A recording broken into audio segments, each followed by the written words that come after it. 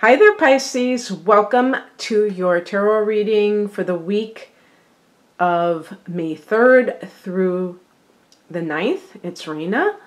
And you can see I've already laid out the cards because I'm starting over again. I was just kind of like a little bit meandering. So the theme for the week is the Eight of Wands. This could be new developments fast approaching.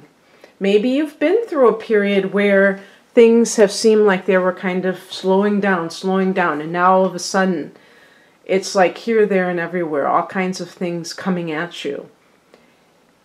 If you have been unemployed or underemployed, this could be news that you receive about maybe job offers, and you may be going back and forth with people, trying to set up interviews, trying to get everything together if you've already gone on interviews, and fielding offers. And it can feel like all of a sudden you're springing to action because on May 3rd, Mercury comes out of its shadow. So for you, the Mercury retrograde actually fell in your second house of earned income. So that may have taken a bit of a snooze, and now everything is getting back up to speed. But then on the downside, you may be feeling like, oh my gosh, what can I do? Like a little bit harried about it. And you may have an offer that comes out of nowhere that you have to act upon. So you must be prepared in case you do receive that offer. You must be ready to give your consent if that's something that you want to do. In personal relationships, you may have some kind of a new affair, or, you know, when I think of wands, I think of something very passionate, but something that makes you feel quite lively, and, you know, just that sense of everything being exciting in your life again. And you have to just take life as it comes, because you never know where you're going to find love. And then when you do find it, it's hot and heavy. What crosses you is the Nine of Swords. And this actually, as you can see, this is they call it the Nightmare card. And it's really about anxiety and allowing that part of you that, you know, for Pisces, there's always kind of like waiting for the other shoe to drop. If a lot of good things are happening, uh-oh, I must be about to get it good. And this, you know, obviously that's pessimistic thinking. The Nine of Swords, in dealing with anxiety, is also talking about making mountains out of molehills. Maybe just that pessimism making you exaggerate a situation and seeing it as worse than it really is. And this is something that a Pisces person does habitually, you know what I mean? In terms of like, it's something that is like a conditioned response. And that's something that you have to deal with, because the Eight of Wands is very positive. And yet if you still harbor kind of like apprehension that something is about to go wrong, I mean, you have to watch your thoughts and say, why do I think this way? Why, when good things happen, am I still apprehensive? And it's almost like being more comfortable when things are shot to hell, you know, which makes no sense. But when people get into negative mindsets, it's very hard to not go there unless you make a conscious effort that you are going to embrace the good in your life, that you deserve it. I think that's the most important thing. The advice is the Ten of Wands. So if you do get a job offer, there may be requirements that you work long hours, and you may be like, uh-oh, I'm not sure that I want to do that. Okay, well, you don't have to, but it might get your foot in the door. And if it's just a temporary thing, maybe it's worthwhile, because the ultimate goal of being able to even experience this job, have the, as I say, have that opening, is worth it. In some cases, if the Eight of Wands refers to your private life, the Ten of Wands could be saying that in your, your career life, that you are working too hard and that you are risking burning out from your job. Maybe you don't have enough downtime. And so even if you have someone that you're interested in, do you have enough time to see them?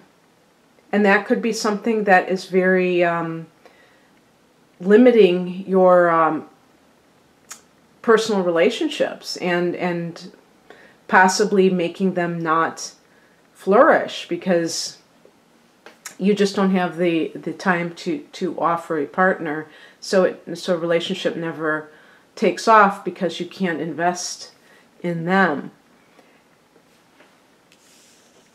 What is coming in is represented by the King of Swords. So if you have a new job, you may be working for someone who is what I would call a fair person. They may not be very friendly in the way that you would expect, but they are someone that is not going to fly off the handle if you were in that type of a workplace before.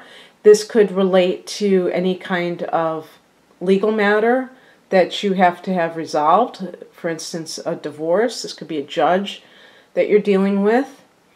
This could also refer to the person that you have met, and this would be a mature air sign male, and this would be a Gemini, and I think out of all the signs of Pisces would probably mostly be with a Gemini, a Libra, or an Aquarius.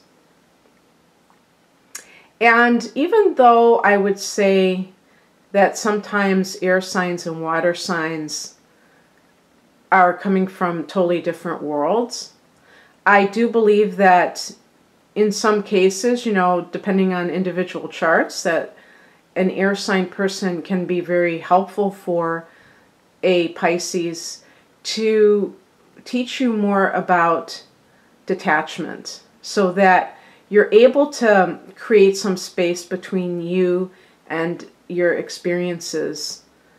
And this is kind of what they do, where they perceive things. It's like being the observer and not taking things to heart so much.